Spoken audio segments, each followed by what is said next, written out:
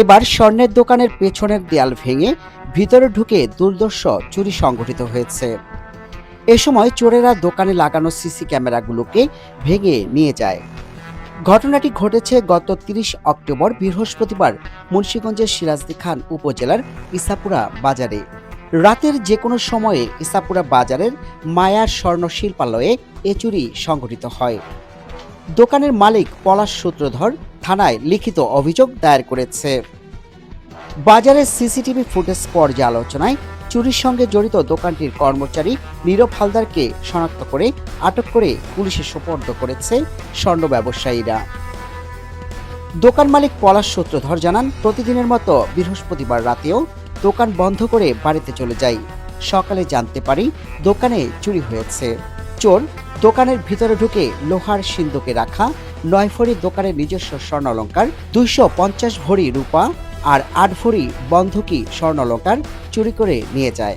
তো আমার বাসায় অনুষ্ঠান, আমি মোটামুটি বুধবার দিন রাতে সারা রাত কাজ করছি। কাজ করার পর একটু শরীরটা অসুস্থ, আবার অনুষ্ঠান বাসায়। তো কারিগরের হাতে আমি ওর দোকানের চাবি, ওর কাছে একশো আছে, ওকে বলে গেলাম যে তুমি দোকান থাকো, আমি বাসায় যাইতেছি। তো রাত্রে অনুষ্ঠান, পরে ওরে ফোনে আবার কোথাও কন্ট্যাক্ট করলাম যে তুমি 9টার দিকে 9:30টার দিকে আইসা পড়ো, প্রসাদ নিয়ে যাবে, খিচুড়ি নিয়ে যাবে। তো তখন থেকে ওর মোবাইলটা বন্ধ। তো অনুষ্ঠান তো শেষ। তো সকালবেলা আমাকে ফোন দিয়েছে দোকান বাজার থেকে যে আমার দোকানে চুরি হয়েছে।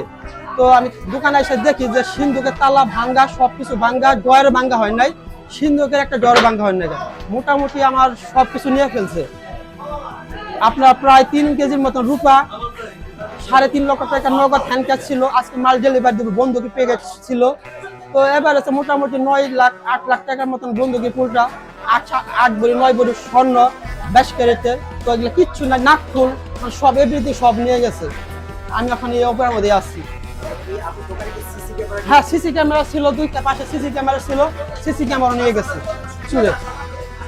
কিন্তু মূলত দেখতেছি যে সিসি ক্যামেরা ফুটেজে দেখতেছি আমার কারিগরের ছবিটা। কি করবো আর? এখন আপনারাই আছেন, জনগণ আছে, বাজারের কমিটি আছে, মহাজন আছে বাজারের, তারা দেখবো। বর্তমানে দেশের বাজারে প্রতি ভরি সোনার দাম 1,80,000 টাকা। এ ধরনের চুরির ঘটনায় অন্য ব্যবসায়ীরা আতঙ্কিত। তারা দ্রুত সময়ের মধ্যে স্বর্ণ উদ্ধার, জড়িতদের গ্রেপ্তার ও শাস্তির দাবি জানিয়েছেন। পাশের দোকান আমার পলাশ, স্বর্ণকার ব্যবসায়ী। ওর দোকানে গত রাত্রে চুরি হয়েছে। তো আমরা সবাই সন্দেহ করতে আছি যে ওর দোকানে কারিগরে হয়তো বা করতে পারে, কারণ যেভাবে ঢুকছে সে আলামতে বোঝা যাচ্ছে যে এটা ভিতর থেকে ভাঙা। যে পরিস্থিতি অনেক ঘরে কারিগরি সম্ভাবনা বেশি, ঠিক আছে, কারণ নিজে পানি এমনি খাই খাই বলে। আবার আমি চাইতেছি এটা যেভাবে সম্ভব, দ্রুত সম্ভব তাড়াতাড়ি এটার মানে যেভাবে নিচে এটা বাই করার চিন্তা ভাবনা করতেছি।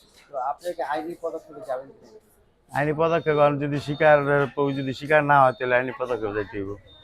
এ বিষয়ে সিরাজদি খান থানা পুলিশ জানায়, আটককৃত কর্মচারীকে জিজ্ঞাসাবাদ করা হচ্ছে।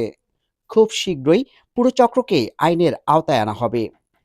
সিরাজদি খান থানার officer in charge OC Mohammad Abu Bakkar Siddique বলেন, দোকান মালিকের অভিযোগে একজনকে আটক করে শুক্রবার রাতে থানায় নিয়ে এসেছে।